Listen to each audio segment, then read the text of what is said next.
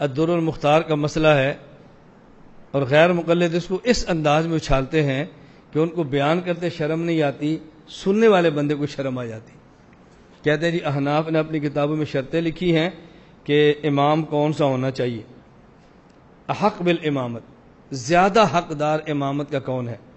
مثلا ایک آدمی مقیم ہے اور ایک مسافر ہے، تو زیادہ حق یہ ہے کہ مقیم کو امام بننا چاہیے۔ مقیم بھی امام بن سکتا ہے، مسافر بھی بن سکتا ہے، لیکن زیادہ بہتر کیا ہے، کون امام بنے، مقیم۔ اسی طرح دو آدمی ہیں اور انہوں نے تیمم کیا ہوا ہے، ایک نے تیمم کیا تھا، وضو ٹوٹا استنجا کر لیا، اور ایک کو غسل فرض ہوا تو تیمم کر لیا۔ اب ان میں سے زیادہ حق کس کا امامت کا، کہ جس نے تیمم کیا ہے وضو کی وجہ سے۔ اس طرح حق بالامامت کی شرطیں لگائی ہیں۔ ایک ہوتی ہے امامت کی شرط، امام کون بنے، ایک ہوتا ہے حق بالامامت کہ دو بندے دونوں امامت کے اہل ہیں، ان میں سے زیادہ بہتر کون ہے، ان میں سے زیادہ بہتر کون ہے، بھئی یہ مسئلہ ہے۔ جنازہ ہوتا ہے تو جنازے کے اندر محلے کا امام بھی موجود ہے اور باہر سے آنے والے بزرگ بھی موجود ہے، تو جنازے میں زیادہ حق کس کا ہے، وہ امام کا ہے۔ امام اپنا حق چھوڑ کسی بزرگ کو دے دے، اس کی مرضی ہے، لیکن زیادہ حقدار محلے کا امام ہے۔ امام الحی حق بالامامہ۔ اب یہاں اسی طرح فقہاء نے مسئلہ لکھا ہے، وہ پوری تفسیر یہاں موجود ہے کہ ان کے لیے شرائط کیا ہے۔ یہ ان میں سے ایک شرط ہے، مثلا ان نے لکھا والحق بالامامۃ العالم باحکام الصلاۃ، سب سے زیادہ حقدار وہ ہے جو نماز کے مسائل کو جانتا ہو۔ دو تین علماء ہیں جو دونوں نماز کے مسائل کو اچھی طرح جانتے ہیں۔ ثم الاحسن تلاوتاً، پھر وہ دیکھیں گے جو قرآن بہت اچھا پڑھتا ہے۔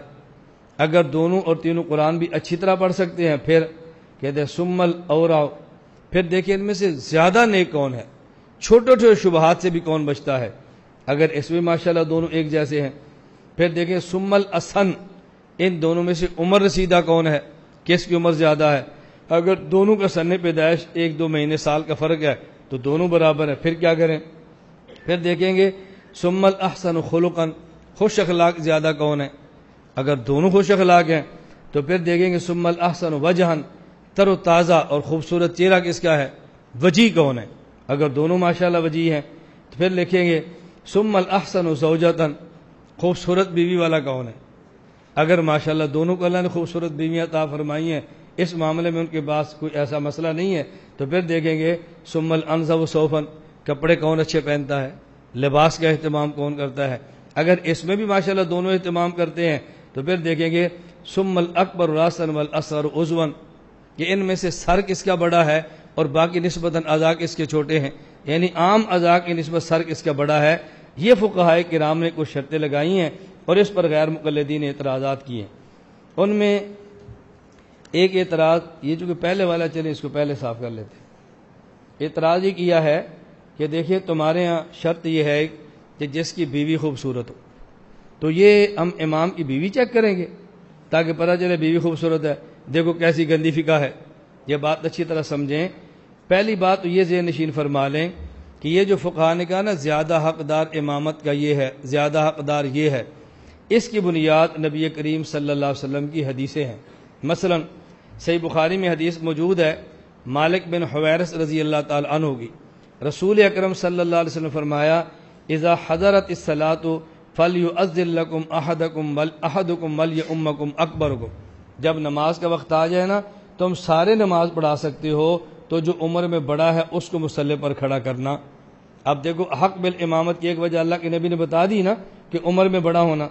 اچھا دوسری حدیث یہ معرفت الصحابہ ابی نعیم کے اندر موجود ہے، رسول اکرم صلی اللہ علیہ وسلم نے فرمایا کہ لیؤمکم اقرأکم لکتاب اللہ، تمہارا امام وہ ہونا چاہیے جو تم میں سے کتاب اللہ کو زیادہ پڑھ سکتا ہے۔ اقرأ، قاری نہیں، اقرأ، قاری تو دونوں ہے، ایک اقرأ ہے، زیادہ اچھی طرح پڑھ سکتا ہے۔ فرمایا فإن كانت القراءة واحدة، اگر قرات میں دونوں برابر ہیں، ماشاءاللہ دونوں اچھا قرآن پڑھتے ہیں، فلیؤمکم عالمکم بالسنہ، تو پھر دیکھو سنت کا زیادہ عالم کون ہے۔ فإن كانت السنة واحدة، اگر ماشاءاللہ سنت کو جاننے میں بھی دونوں اچھے ہیں، دونوں جانتے ہیں، فلیؤمکم اقدمکم سنہ، تو پھر دیکھو ان میں سے عمر کس کی زیادہ ہے۔ اب دیکھو رسول اکرم صلی اللہ علیہ وسلم نے دو شخصوں میں سے ایک کو ترجیح امامت میں دینے پر کچھ باتیں بیان فرمائی ہیں، اور فقہاء کرام نے اس کے بعد اس پر قیاس کرتے ہوئے کچھ باتیں اور تعریف فرما دی ہیں۔ اگر اس میں برابر ہو تو کچھ اور وجوہ ترجیح بھی موجود ہیں، اور قیاس دلیل شرعی ہے۔ اس دلیل شرعی ثابت شدہ بات کا مذاق نہیں اڑانا چاہیے، ہاں نہ سمجھ آئے تو سمجھ لینا چاہیے۔ اب یہ فقہاء نے کیوں فرمایا ثم الاحسن زوجۃ، اس کی بنیاد نبی کریم صلی اللہ علیہ وسلم کی حدیث مبارک ہے، یہ الاحاد والمثانی، اس کے اندر حضرت رسول اللہ صلی اللہ علیہ وسلم کے ارشاد موجود ہے۔ اللہ کے پیغمبر نے فرمایا ان سرکم ان تقبل صلاتکم، اگر تم یہ چاہتے ہو تمہاری نمازیں قبول ہوں، فلیؤمکم خیارکم، تو پھر تم اپنا امام ان کو بناؤ جو تم میں سے زیادہ اچھے ہیں، بہت بہتر لوگ ہیں۔ وجہ فإنہم وفودکم فیما بینکم وبین ربکم عز وجل، اس لیے کہ تمہارا امام تمہارے اور تمہارے اللہ کے درمیان نمائندہ ہے، اور جب کہیں سے مذاکرات یا کوئی بات کرنی ہو تو نمائندہ اچھے سے اچھا بندہ چن کے بھیجا جاتا ہے۔ اللہ کے نبی نے فرمایا کہ خیارکم، اچھے لوگ، اور خیار کسے کہتے ہیں؟ یہ المعجم الکبیر طبرانی اور جامع ترمذی میں روایت موجود ہے، رسول اکرم صلی اللہ علیہ وسلم نے فرمایا خیارکم خیارکم لنسائہم، تم میں سے بہترین بندہ وہ ہوتا ہے جو اپنی گھر والیوں عورتوں کے ساتھ بہترین ہو۔ اب گھر والوں کے ساتھ بہتر تو ہر شوہر ہی ہوتا ہے، ہر شوہر کوشش کرتا ہے میں اپنی بیوی کے ساتھ معاملات اچھے رکھوں، لیکن رد المختار میں ہے، علامہ شامی فرماتے ہیں لِأَنَّهُ غالباً يَكُونُ أَحَبَّ إِلَيْهَا وَأَعَفَّهَا لِعَدْمِ تَعَلُّقِهِ بِغَيْرِهَا، اگر ایک آدمی کی بیوی بہت خوبصورت ہو وہ اس کا خیال زیادہ رکھتا ہے بنسبت اس کے کہ اس کی بیوی خوبصورتی میں کم ہو، کہ جب خیال بھی زیادہ رکھے گا، تعلق بھی زیادہ رکھے گا، پاک دامن بھی ہوگا، اور خامخواہ وہ عام لوگوں کی نسبت خیار الناس شمار ہوگا۔ اس لیے فقہاء نے فرمایا کہ احسن زوجتن کا فائدہ یہ ہے کہ آدمی خیار ہوگا، اور اللہ کے نبی نے خیار کو زیادہ بہتر امامت کے لیے خود منتخب فرمایا ہے۔ اس میں تو اشکال کی بات ہی نہیں، زیادہ سے زیادہ اشکال آپ یہ کر سکتے ہیں بے اس کا پیسہ پتہ کیسے چلے گا، امام صاحب کی بیوی خوبصورت ہے پتہ کیسے چلے گا؟ علامہ شامی فرماتے ہیں ھذا مما یعلم بین الاصحاب اب الارحام اب الجیران، یہ بات ایسی ہے جو محلے میں عام ہوتی ہے، کوئی چھپی باتیں ہوتی نہیں ہیں، پڑوسیوں کو محلے میں یہ باتیں چلتی ہیں، یہ کوئی ایسی مخفی باتیں نہیں ہیں کہ جس کا معلوم کرنے کے لیے آدمی کو تلاش کرنا پڑے، اگرچہ آدمی زبان سے ذکر نہ کرے لیکن یہ باتیں رشتہ داروں میں عام ہوتی ہیں، آپ بھی شادیوں والے ہیں، ہم بھی شادیوں والے ہیں، رشتہ داروں میں باتیں چلتی ہیں، کوئی ایسی انوکھی بات نہیں ہے۔ اس لیے اس اعتراض کو کرنا اعتراض بالکل بے جا ہے۔ مجھ سے ایک مرتبہ میں سیالکوٹ میں تھا، ایک آدمی نے یہی سوال کیا، تو میری عادت ہے پھر میں جو جواب دیتا ہوں اپنے سٹائل پہ دیتا ہوں، پھر دوبارہ سوال کرنے کی ہمت نہیں ہوتی۔ ایک آدمی نے کہا جی فقہائے احناف نے شرط لگائی ہے کہ امام ایسا ہو جس کی بیوی خوبصورت ہو۔